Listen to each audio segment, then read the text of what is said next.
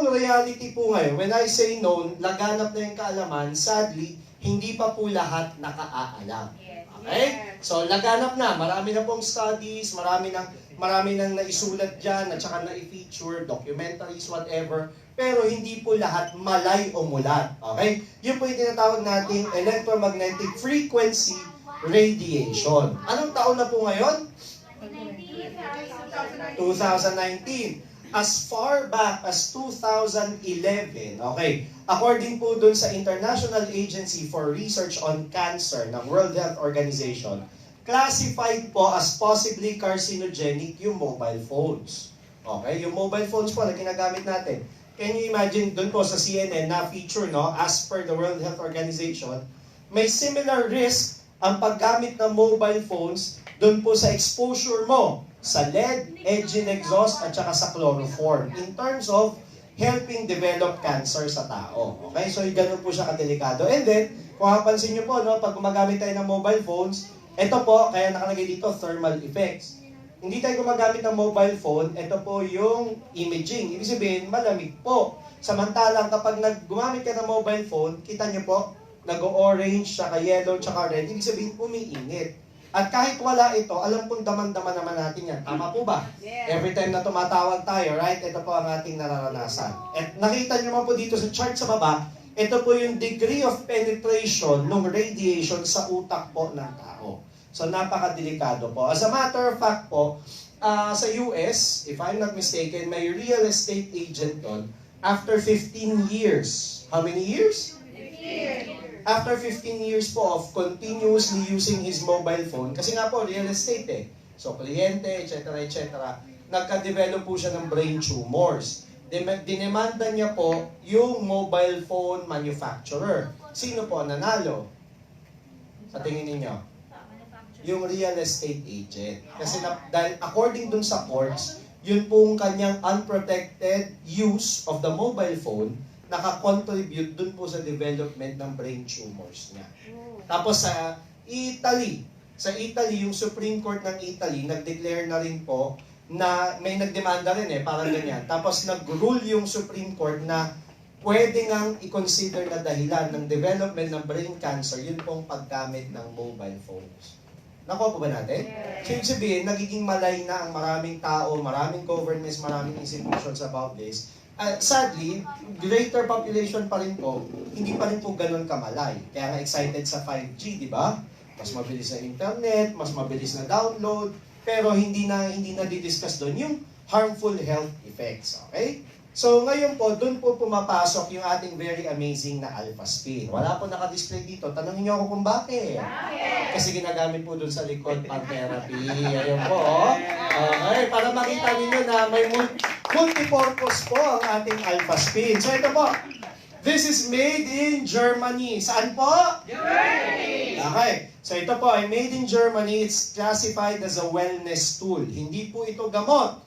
This is just a wellness tool po. Meron po itong embedded na proprietary spinning frequency. Ibig sabihin, naka-embed dito. Nang ginawa ito, na-embed dyan. At yun po yung tumutulong na mag-neutralize or mag-harmonize po ng electromagnetic frequency radiation sa environment. Nakuha po ba natin?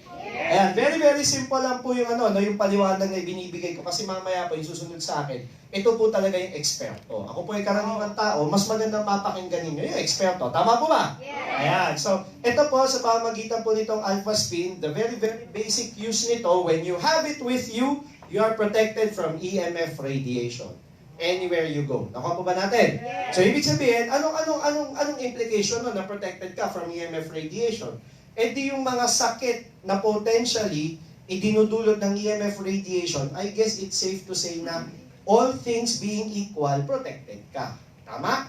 Kasi hindi naman pwedeng may AlphaSpin ka, pero kain ka pa rin ng kain ng GMO, ng mga carcinogenic na pagkain. Tama? Kasi sinabi mo, hoy, ligtas ako sa cancer, may AlphaSpin ako. Come on. Pinoproteksyonan ka ng AlphaSpin, not from getting cancer from anywhere else, but from potentially contracting cancer because of EMF radiation. Because of the protection it gives you. Hindi ka nito ginagawang immortal, hindi ka nito ginagawang Diyos. Nakuha po ba natin? Binibigyan ka lang ng proteksyon sa EMF radiation. Kailangan lang po natin klaruhin. Nakuha po ba natin? Dahil number one, out there, ang dami po nag-hype, ang daming nangangako ng kung ano-ano, di ba? Ang bingi, nakakalakad, ang bulag, nakakarinig. Ang dami ganun sa labas eh. Kailangan lang natin linawin. And then number two po, syempre marami rin kasing pilosopo sa labas. Okay? Pagka nagte-therapy tayo, nagpe-present tayo, marami pong pilosopo, at least alam po natin kung paano sila sasagutin. Ngayon, eto na. Did you know that radiation is ever present anywhere and everywhere? Yeah. Of course, basta meron ka appliance, basta may kuryenteng dumadaloy dyan, sinasabing meron daw radiation. Ito po, nabasa lang din naman namin, no? Airline workers like pilots and stewards as well as passengers, at some point sa buhay natin, nakasakay na tayo, sumasakay tayo, at sasakay tayo ng aeroplano. Tama po ba? Yeah. So, sabihin, kasama tayo dito, are exposed to radiation up in the sky. At sinasabi nga twice. Can you repeat that twice? Twice. Yung daw exposure tayong land-based. Tayong land-based na mamamayan, okay? Yung exposure ng mga nasa himpapawid or nasa ere, twice yung level ng exposure nila sa radiation compared sa atin. Nakuha po ba natin? Di ba pag sa Tita Seni, kasi ganito yan. Alam niyo po ba? Si Tita Seni nakausap ko eh. Nakuha po ba natin? Di ba? Di ba, remember, di ba, pag doon sa airplane, di ba, sa airplane, sa sandalan, sa likod, di ba, may monitor? Oh, wala kang kamuha-muha, yung nasa likod mo, tuwan-tuwan nanonood ng pelikula, ikaw, parang sakit ang ulo ko. Kasi niluluto na ng radiation. Nakuha mo ba natin? Yes. Not mentioning pa yung mga gadgets, yung mga sa console, mga different wirings, etc., present sa airplane. And then, airline workers have the same risk of developing cancer as professionals dealing with X-ray technology. Kasi hindi naman pulingin sa kaalaman natin, ano? Yung mga tawag doon? Medtech ba yun? Please, radiologists? Ayun, di ba? Yung mga radiologists, di ba? Kasi according to studies, yung mga radiologists, with all the, yes, may mga protection and all, pero it can only protect them up to a certain extent. Yung continued exposure, etc., it can lead to long-term health problems.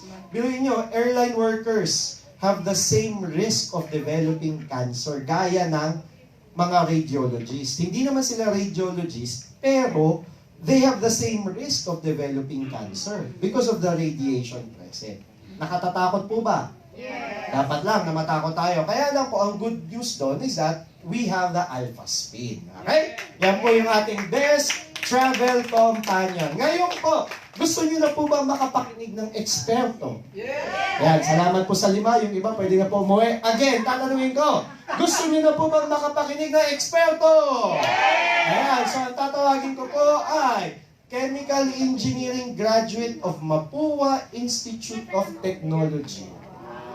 Between a literature major, di ba, at saka literature professor, and a chemical engineering graduate, sino sa tingin niyo mas kapanipaniwala?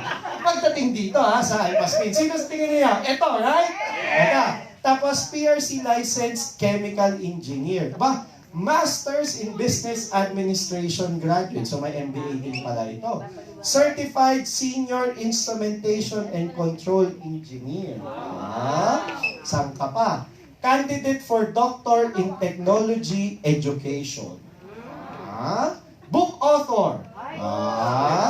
Tapos test the expert panel and professionalization bill committee member for instrumentation out of breath.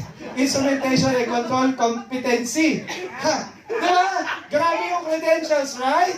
Di ba, hiningal ako kababasa. Right po, examiner, lecturer, and resource speaker in the field of instrumentation and control. Di ba? Huwag na po natin patagalin pa. Let's all appreciate 42 years in the field of engineering industry and academy. Hindi pa pala tapos, okay? So let's all appreciate Engineer Zeni Villalba! When you talk about radiation from air travel, meron tayong tinatawag na Centers for Disease Control and Prevention. Okay? And their studies are the following. Ang sabi nila, ang cosmic radiation, ako, lumalabas na tayo sa land radiation, etc. No, cosmic na tayo. It's the cause of air travel radiation. And these are core of atoms moving at nearly of light speed and create showers of ionizing radiation. Remember last time I was talking about non-ionizing radiation or low ionizing radiation? Yes. Yung mga microwave, etc. Ito, pag sinabi ang ionizing, para kang na-expose sa X-ray radiation. Oh, haha. Natakot kayo, no? Okay. This can penetrate deep inside our bodies. And likewise, the damage is really very frightening. And the risk for our health is linked to cancer, reproductive issues, and cognition problems. Next, please. And you didn't believe it. Ayan po. Increasingly common, both for business and leisure travel. We are exposed to low levels of radiation when we fly. Radiation when traveling by air is from cosmic radiation, or radiation from space. Cosmic radiation is produced by the stars, including the sun. The amount or dose of radiation you get from air travel is low and depends on, first, duration of the flight. The longer you are on a flight, the more radiation you receive. You would be exposed to about 0.035 millisieverts, or 3.5 millirem of cosmic radiation if you were to fly across the U.S. from the East Coast to the West Coast. This amount of radiation is less than the amount of radiation we receive from one chest X-ray. Second, altitude. The higher you are in altitude, the higher the dose of radiation. This is a result of less shielding of cosmic radiation by the atmosphere at higher altitudes. Third, latitude. The farther north or south you are from the equator, the more radiation you will receive. This is a result of the Earth's magnetic field deflecting some of the cosmic radiation away from the equator and toward the north and south poles. A person's average yearly dose from cosmic radiation is 11% of our yearly exposure to all natural sources of radiation. You can learn more about radiation from air travel at cdc.gov/nceh/radiation. Natakot kayo, no? Okay, so let's talk about this. In 2017, meron isang traveler, business traveler, ang tawag niya ay si Tom Salker. Siya ang the most frequent flyer at how many miles? 18 million miles of air travel in 14 years. Can you just imagine the exposure ng radiation sa kanya? It is as if he has have 1,000 chest X-rays. So what do you think will happen to him? He will die. Obviously, he will die. Now, kaya napakaswerte natin. You know why? Because we have a protection against all of those frightening things, particularly when we travel. Why? Because we have AlphaSpin. Palakpan ang AlphaSpin! Yeah. At, of course, as explained kanina, ng ating cum laude, napakagaling sa mga words, etc. Sabi niya ganyan, at papatutunayan ko sa inyo na the ability of the AlphaSpin is actually to develop what we call as quantum energy field. And at the same time also, it can change and harmonize. Nababago niya kasi ang resonances na harmful sa katawan natin into a harmless resonance. Why? Because the resonance and vibrations of the spinning frequencies is transferred through water, light, air, and sound. So, nakikita nyo kanina, di ba? Minsan sa tubig, nalalagay yan. At the same time, sa air, as you expose it to yourself. But the best, of course, is the light. Kaya pag meron spinning LED yan, grabe ang penetration tsaka effectiveness. Yung 15 minutes na yun, grabe, para ka nag-spin ng ilang libo, whatever. So you can just imagine that at the beauty of it all is that in tubig, kasi we are actually, how many percent ng water natin sa body natin? 73. Sa brain, 90. Malaki. At saka sa mga bones natin, malaki rin. So you can just imagine, we are actually water human beings. And imagine ang effect ng AlphaSpin. Kasi tayo yung tubig, sa totoo lang, binabago niya ang ating water sa ating katawan to become a healing water o bio-water. And likewise, siya mismo, tayo mismo, ay lalong nag-heal. Bumibilis ang ating pag-recover.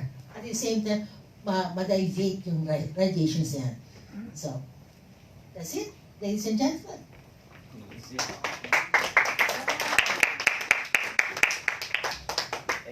Okay, palakpakan naman natin si Miss Zenny Villalba.